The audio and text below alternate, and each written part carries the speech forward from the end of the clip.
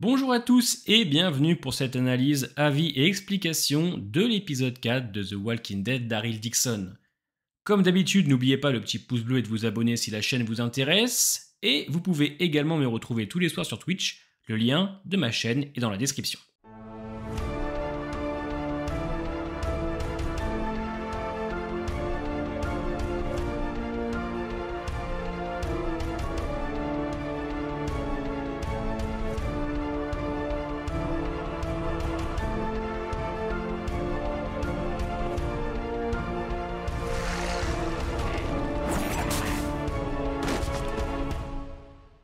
La semaine dernière, je vous ai expliqué que, pour moi, la série devait passer à la vitesse supérieure.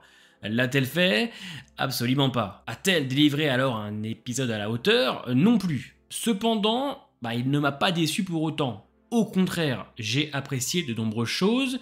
Alors, pas nécessairement pour les bonnes raisons, puisque mon appréciation de l'épisode repose sur le fait que j'ai baissé mes attentes vis-à-vis de cette série. Voilà, pour l'instant, mes sentiments sont mitigés. Elle offre un divertissement, elle se laisse regarder, mais pour moi, ça ne va pas plus loin. Alors pourquoi, me direz-vous? Tout d'abord, si vous suivez mes vidéos, vous commencez à comprendre un petit peu mon avis autour de cette série.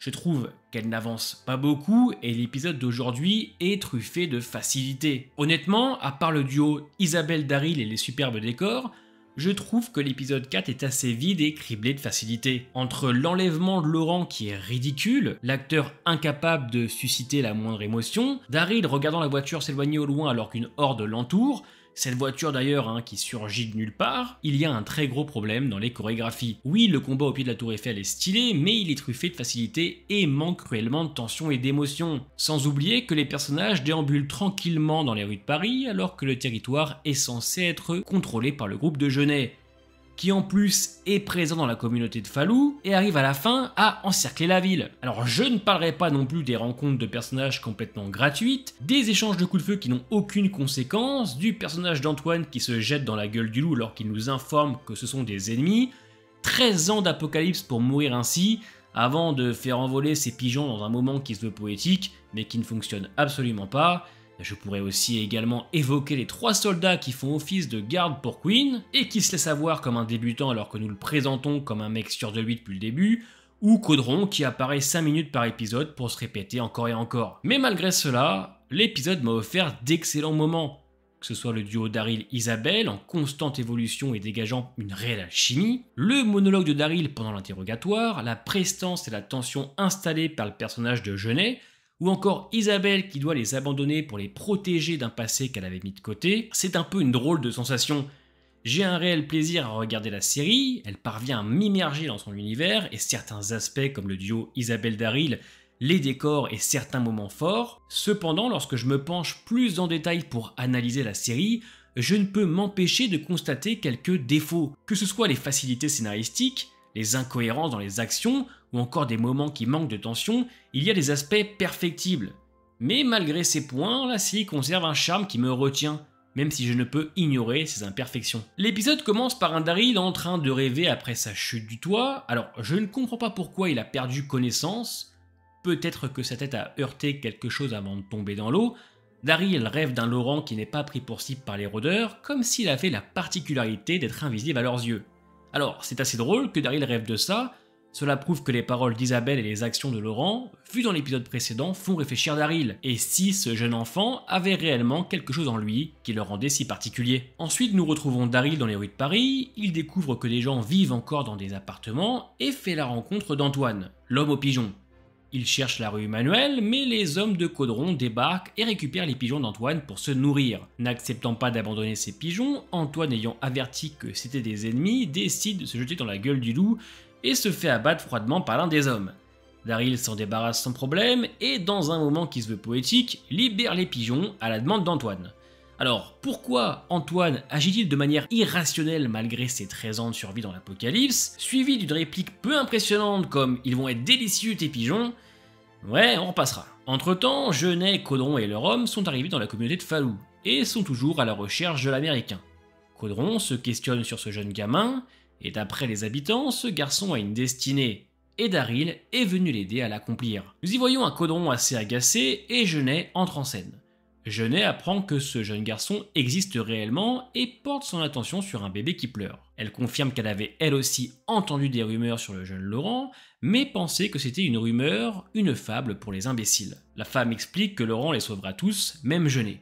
Mais pour elle, c'est à cause des faibles, des soumis et des crédules que le monde est devenu ainsi. S'ensuit alors une scène assez tendue avec Jeunet qui récupère le bébé pour le calmer. Caudron la questionne sur ce fameux Laurent et s'il représente un danger. Elle confirme qu'il leur donne de l'espoir et que c'est une maladie à éradiquer. Jeunet arrive à calmer le bébé et Caudron rabâchera encore la même phrase « je les retrouverai ». Anne Charrier en impose dans le rôle de Jeunet. Elle considère l'espoir comme une maladie, une vision particulièrement difficile à accepter dans un monde où l'espoir est une précieuse ressource. Cette perspective crée un contraste intéressant avec l'union de l'espoir, et ça nous permet de comprendre un peu mieux le conflit. De plus, j'ai l'impression que Jeunet a peut-être eu un enfant par le passé. La manière dont elle le calme et le regarde nous laisse peut-être croire qu'elle a été mère dans le passé. Daryl et Isabelle se retrouveront dans l'appartement de celle-ci, et là je dois admettre que j'avais les yeux limite brillants, quand Isabelle le prend dans ses bras et qu'il répond à son étreinte. Nous sentons toute l'alchimie, le vécu et cette compréhension mutuelle. Le duo Isabelle-Daryl se distingue comme l'un des éléments les plus forts et captivants de la série. Après avoir compris que Laurent se dirigeait probablement vers la Tour Eiffel, nos deux héros décident donc de s'y rendre. Mais j'aimerais aussi souligner les personnages se baladent un petit peu facilement dans Paris. Où sont les rôdeurs ? Où est le groupe de Jeunet ? Ils sont censés quand même contrôler la ville, et en plus, ils sont nombreux, comme vu à l'épisode précédent. Alors pourquoi Daryl, Laurent et Isabelle se promènent tranquillou-bilou dans la ville ? La scène qui suit est à la fois excellente et complètement déroutante. Laurent arrive donc au pied de la Tour Eiffel et y a rien à dire. Le côté contemplatif et l'ambiance qui se dégage de la scène, c'est super. Nous pouvons entendre la Tour Eiffel comme si elle souffrait elle aussi, et malheureusement, Laurent attire les rôdeurs, enfermés en dessous de la tour, et se retrouve alors encerclé en moins de 10 secondes. L'action qui s'ensuit est plutôt bonne, Daryl se débarrasse des rôdeurs avec son arme, ce qui a beaucoup de style, et Isabelle, au milieu effrayé, trouve du courage pour s'en débarrasser. Il y a des rôdeurs, du combat, du sang, la scène était globalement réussie jusqu'à qu'une voiture débarque de nulle part, enlève Laurent et nous offre un passage complètement ridicule. Daryl arrive donc à se débarrasser des deux hommes, mais n'arrive pas à extirper le gamin de la voiture. Pourquoi Laurent s'accroche-t-il au siège ? Pourquoi Daryl prend son temps à regarder la voiture s'éloigner alors qu'il y a une horde tout autour ? Pourquoi les zombies n'avancent plus ? Ajoutons à cela le manque d'expression du jeune acteur qui incarne Laurent, il a énormément de mal à dégager quelque chose et on ne ressent en rien la tension que la scène aurait dû avoir. Après avoir capturé l'un des hommes qui avait tenté d'enlever Laurent, va arriver un de mes passages préférés. Isabelle tente de tirer des informations de l'homme, un ancien guerrier ayant travaillé pour Jeunet, mais il reste muet face à ses tentatives. Malgré les efforts d'Isabelle pour le faire culpabiliser des conséquences de ses actions, l'homme ne cède pas. Il va même jusqu'à déstabiliser Isabelle en laissant entendre qu'il en connaît beaucoup plus sur elle qu'elle ne l'imagine, suggérant ainsi qu'il fait partie des hommes de Queen envoyés pour enlever Laurent. Face à l'échec de l'interrogatoire, Daryl opte pour la violence, mettant en œuvre son expérience acquise au fil des années. Ce moment est super badass. Avec un jeu d'acteur incroyable de la part de Norman Reedus, Daryl, habituellement silencieux, se révèle plus bavard que jamais, choquant presque Isabelle par l'intensité de sa violence. Il menace l'homme de mort, l'obligeant à le conduire au demi-monde sous peine d'une exécution immédiate. Cette scène met en lumière le contraste frappant entre les approches d'Isabelle et de Daryl. Isabelle, représentant l'union de l'espoir, tente d'obtenir les informations en jouant sur la culpabilité, tandis que Daryl, par la violence brute, réussit à extirper des détails cruciaux. Bon alors effectivement, se déplacer sur plusieurs kilomètres avec un homme dont le ventre est criblé de plusieurs coups de couteau, c'est plutôt discutable. Daryl et Isabelle retrouveront ensuite le groupe de Fallou, alors je ne sais absolument pas comment ils se retrouvent. De toute manière, les personnages apparaissent n'importe comment depuis le début de la série. Le plan est simple, Isabelle et Sylvie se dirigeront au pont de la Tournelle où un homme nommé Aslan va les attendre. Fallou et son petit groupe ira quant à lui faire diversion à l'entrée du demi-monde. On part unis et on revient unis. J'aime beaucoup les interventions de Fallou qui me fait penser à Ezekiel. Alors je vous cache pas que j'ai du mal à croire qu'il arriverait à faire quelque chose contre Queen, et étant donné qu'ils sont 4 à tout casser.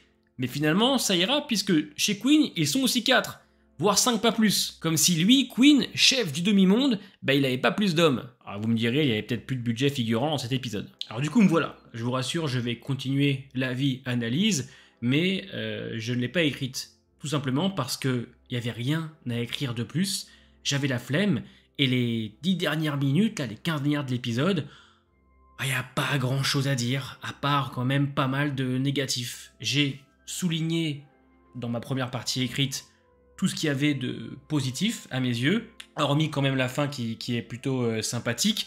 Et ben ça va être un enchaînement de n'importe quoi, voilà, c'est-à-dire que Falou et les siens vont arriver aux portes du demi-monde, vont tirer et ne toucher absolument personne, hein. Il va y avoir un échange de coups de feu qui blesse juste Émile à la jambe, mais ça va s'envoyer des grenades et des cocktails Molotov, et à la fin on va se rendre compte que ça a dû faire un seul kill, hein. L'échange est what the fuck au possible, enfin, tu te demandes pourquoi ils tirent justement, balancez directement vos grenades, ça ira peut-être plus vite. Donc voilà, entre-temps, Queen va se diriger pour voir ce qui s'y passe. Oh, mais putain, c'était une diversion. Alors effectivement, Queen, hein, qui nous est présenté comme un roublard, un personnage assez réfléchi, et ben on se rend compte qu'il a juste 3-4 pignoufs avec lui, hein, pas plus. Qu'il veut absolument garder Laurent car ça ferait revenir Isabelle. Et comme Anne-Valérie ne veut pas d'Isabelle, elle laisse Laurent repartir avec Daryl. Entre-temps, Daryl et Queen se foutent sur la gueule et s'en vont. Il arrive donc à ramener Laurent à Isabelle, sauf que les hommes de Genet auraient encerclé la ville. Alors on les a pas vus de tout l'épisode, hein, hormis au début, mais par contre ils ont entouré toute la ville. Voilà, on a vu juste un véhicule dans les rues de Paris, mais par contre voilà, il est donc maintenant impossible pour eux de quitter la ville. Le seul moyen de quitter la ville, ce serait de passer par Queen, qui pourrait leur trouver une solution. Donc Clémence va abandonner Daryl et le jeune Laurent pour marchander avec Queen. Alors ça effectivement j'ai apprécié puisque la fin de l'épisode est quand même plutôt sympa. J'aime beaucoup l'idée que Daryl regarde les monuments parisiens, qui ensuite voit la Statue de la Liberté. Ça doit lui rappeler effectivement tout un tas de choses, alors que Clémence Poésy, de son côté, eh bien c'est comme si elle retournait dans son passé. Voilà, tout ce qu'elle a voulu esquiver pendant toutes ces années, tout ce qu'elle a voulu quitter, eh ben elle est obligée de remettre les pieds dedans pour sauver le jeune Laurent et Daryl. Donc là-dessus, effectivement, je dois admettre que c'était très cool, je n'ai rien à dire là-dessus. Mais tout ce qui s'y passe entre ce moment-là et l'arrivée de Falou aux portes du demi-monde, bon bah c'est très Osef sur 20. On a quand même le passage avec Laurent et la chanteuse. Voilà, Laurent arrive encore une fois à lire les gens, mais je suis désolé, le personnage ne me dérange pas plus que ça, mais le jeune acteur qui incarne Laurent a quand même beaucoup de mal à s'exprimer, il n'a pas beaucoup de palette d'émotions, hein, il est super lisse, et les moments de tendresse ou d'émotion qu'il est censé avoir avec lui, bah pour l'instant, je vous cache pas que j'ai du mal, alors que je suis quand même le défenseur de Laurent depuis le premier épisode. Que vous dire du personnage de Queen, qui 14 ans après veut récupérer Clémence Poésy parce qu'il sait qu'il a quand même une emprise sur elle. Oui d'accord, mais on est quand même 15 ans après, enfin... Voilà, j'ai du mal à y croire. Et en plus, quand on prend l'épisode dans sa globalité, c'est un peu le yo-yo quand même, hein. C'est-à-dire que Daryl va chercher Laurent à la Tour Eiffel, il se fait enlever dans une scène complètement ridicule. Il retourne ensuite chez Queen pour récupérer Laurent, il le ramène à Isabelle, mais ensuite c'est Isabelle qui repart parce qu'elle n'a pas d'autre choix. On a maintenant Daryl qui part solo avec le jeune Laurent en direction du nid. Il nous reste 2 épisodes, ces 2 épisodes sont censés être les meilleurs de la série d'après les journalistes. J'ai oublié aussi de parler du passage où Daryl se trimballe l'homme aux 15 000 coups de couteau dans le ventre et qui arrive, voilà, à retrouver par la suite Queen. Il se balade tranquillement dans le demi-monde puisqu'il n'y a absolument personne. Je comprends pas, dans l'épisode 4 on nous montre justement beaucoup de monde, alors pas parce que c'est la fête, mais on comprend que Queen a plein de soldats un peu partout. Où sont-ils dans l'épisode? C'est comme le personnage de Falou qui, comme par hasard, s'est échappé avec ses 3 petits gamins. Voilà, je termine cet épisode de Daryl et je suis en mode... Ouais, c'est bien, mais il n'y a rien de transcendant, quoi. Et je suis désolé, mais cet épisode-là, c'est le plus facile de tous. Il n'y a que de ça, et pour moi, ça a été très dur de le prendre au sérieux, puisque je n'ai cru en rien. Voilà. Donc pour vous faire court, hein, Daryl Dixon épisode 4, c'est un épisode qui est entaché par plein de facilités, de moments what the fuck, clairement, et une intrigue qui avance pour reculer et ensuite repartir. Visuellement, c'est toujours très beau, je n'ai absolument rien à dire sur les décors, sur la réal, hormis des scènes d'action bien filmées mais pas très bien chorégraphiées, comme j'ai pu m'expliquer dans la vidéo d'aujourd'hui. Je trouve que le duo Daryl-Isabelle fonctionne à merveille et heureusement qu'Isabelle est là, puisque pour moi, elle survole clairement cette série. J'aime toujours avancer avec eux, je veux en voir plus en fait, donc c'est que ça fonctionne d'un côté puisque je veux voyager avec Daryl, je veux découvrir le nid, je veux voir le retour de Carol, je veux voir ces fameux variants là avec l'injection dans le cou, je veux savoir pourquoi Daryl est arrivé en France, que s'est-il passé, est-ce qu'il a eu des réponses sur Rick. Mais malheureusement, là où je m'attendais à un épisode qui fasse grandement avancer les choses et qu'on ait ce côté un peu plus explosif, et bah finalement pas du tout, c'est celui qui est pour moi le moins bon à cause de ses nombreuses facilités.